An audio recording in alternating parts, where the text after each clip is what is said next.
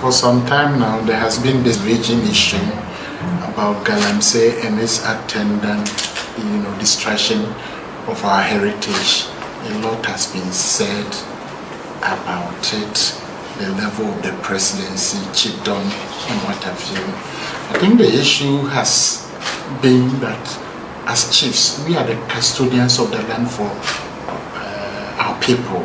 Because we do that, whatever is forthgoing on the land is known to us. That's why there's a general assumption that the chiefs are aware and they are even involved in Galamsey. I believe as a chief, I've heard this about this social media thing about the youth, talking about the need for us chiefs to stop it. To me, I don't fault the youth who are doing that. Let me start by saying that I don't subscribe to anyone insulting, casting aspersions, invectives, and what have you on the chief. But the point that they are making, that we are custodians of the land, we cannot sit unconcerned and see the Galamsey going on, destroying water bodies, destroying the land, destroying the farms that our people are in, the forest and what have you. Once they have made that point, I sitting on Dormaahene stool as a chief and the president of Bono Regional House of Chiefs take responsibility, full responsibility. We don't have to deny the fact that Galamsey is going on. Are we as chief not aware of what is going on? I have stood against Galamsey all these years, if it's public record.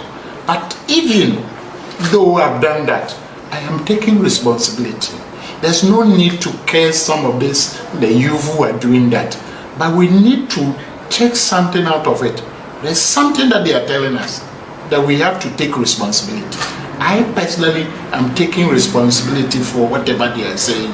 I am saying that within the jurisdiction that I have control, I wouldn't allow anybody to do it. I have not even sat down for the youth to tell me this. But once they are bringing it to us, we are all colleagues as chiefs. So if it's going on, it's not going on within my area, and it's going in another area, they have a point. I believe as chiefs we need to accept responsibility. Even though some of them might veer into some slippery grounds, we have to look at the substance of what they are saying.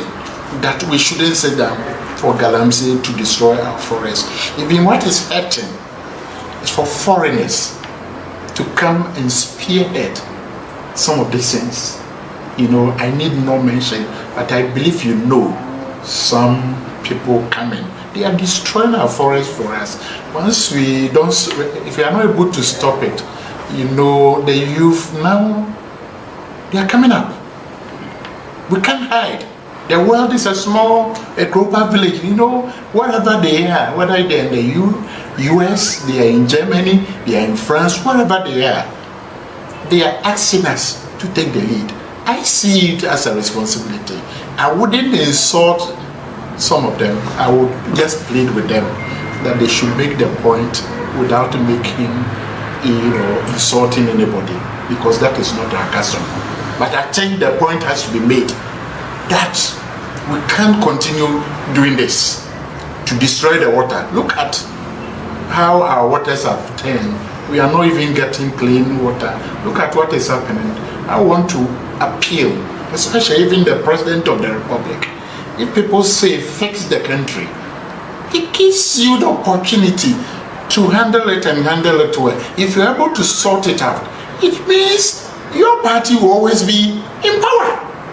But if you see it as something that is not good, you stand to it, because eventually, within 4 years, you go to the very people to talk to them. So if they are talking to you now, fix our road, our hospital, our education and all this, take it as a challenge. So sitting down here, I think I support the young men who have risen up. We haven't done enough to curtail this menace, and there's the need for us to accept the truth and handle it. Like the Otumfo said, if you are Nana and you are involved in this, you have to bow down your head in shame I personally will say, I am telling everybody, I've never been involved in galamsey. I will never be. If you go on social media, you see, I've seized a lot of equipment. I've spoken against it, but there's a need for us to do more than that. We need to stop the people who are doing this. It wouldn't help us. It's destroying our forest, destroying our water bodies, and we don't have to do that. Personally, in fact, when we started this challenge, around 2013, 2014, I was of the view that we had to ban the excavators. But now I don't share that position. Because by executive, I heard a lot of argument today on the radio. People are saying that by executive order, the President of the Republic can, have the power to ban it. I would humbly pray, I would plead with the President of the Republic, His Excellency Nana Addo Dankwa Akufo-Addo, and the government to take a critical look at that one. Much as that we agree, whatever they are doing to destroy our forest is not good, there's a need for us to take a second look at it. Why don't we seize the equipment? Why doesn't it become property of government so that we can use it for some other development projects? Let's not forget that it's a lot of money. It costs a lot of money to buy excavators, and once they are bent, it means you lose the benefit of it. But if the president has the power to seize it, he has the power to impound it and use it to develop the country. Why can't we look at that, but rather ban them? And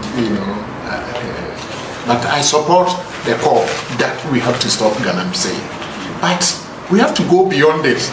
I am of the view we have to go beyond this. I am of the view, I know Dormaahene has a lot of gold deposit. I wouldn't allow anybody to mine it unless I know Ghana, the people of Ghana, would get enough revenue from it. Let's face it, Ghanaians get between 5 to 7% of whatever the total value of the gold that they are mining. Why should that be? Our people are poor, they are crying, we don't have jobs, we don't have this. Why do you continue this? So that the argument goes beyond galamsey stopping it. The argument is that Ghanaians deserve to get enough revenue from the gold, the mining of the gold. You understand? Once we do that, because it can't continue. If we are getting something like half of it, then there'll be a lot of resources for government, to use it to help us. But 7%, wait a minute, I wouldn't allow anybody, because after all, they say the gold belongs to, by law, to the President of the Republic in trust of the people. But the gold is in the land belongs to me, Dormaahene. If you are talking about Dormaahene state, I wouldn't allow anybody to mine gold unless I know Ghanaians are going to get enough benefit from it. But the present position where we get between 5 to 7% is unacceptable. I wouldn't allow anybody to do that. So the argument can go on.